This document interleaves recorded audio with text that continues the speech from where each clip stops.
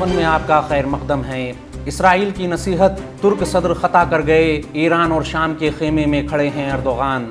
اسرائیل کے وزیر خارجہ ایلی کوہن نے ترک صدر رجب طیب اردوغان کے حالیہ بیان پر رد عمل ظاہر کرتے ہوئے کہا کہ اردوغان تاریخی خطا کے مرتکب ہو رہے ہیں۔ وہ ہماری مخالفت کرتے ہوئے شام اور ایران کے پالے میں جا کھڑے ہوئے۔ کوہن نے کہا کہ اردوغان تاریخ کے غلط رخ پر ہیں اور وہ اب ایران کی طرف ہیں۔ اسرائیلی وزیر خارجہ ایلی کوہن نے ترک صدر رجب طیب اردوغان کی بیان بازی پر انہیں کڑی تنقید کا نشانہ بنایا۔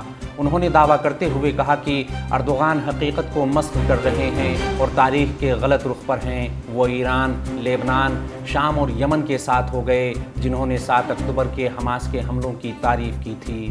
اسرائیلی وزیر اعظم بنجامن نیتن یاہو نے بھی رجب طیب اردوغان کے اس بیان پر رد عمل ظاہر کیا جس میں انہوں نے اسرائیل کو دہشت گرد ریاست قرار دیا تھا۔ İsrail, biz de seni savaş suçlusu olarak dünyaya ilan edeceğiz. Gazze'de savunma değil, açık ve alçak bir katliam yürütülmektedir. Gazze halkının sergilediği vakur, kararlı ve inançlı duruş, tarihe şanlı bir direniş destanı olarak yazılacaktır.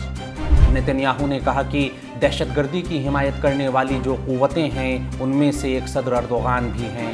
بتا دیں کہ ترکی کی حکمران party کے اجلاس سے خطاب میں اردوغان نے اسرائیلی حکومت کو دہشت گرد ریاست قرار دیا تھا۔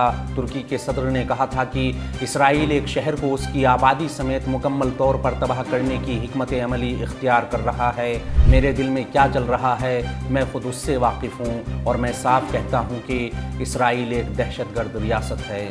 اس خبر میں فی الحال اتنا ہی۔ قومی، بین الاقوامی اور عالمی اسلام کی اہم خبروں سے باخبر رہنے کے لیے وی نیوز 1 کے ساتھ بنے رہیے۔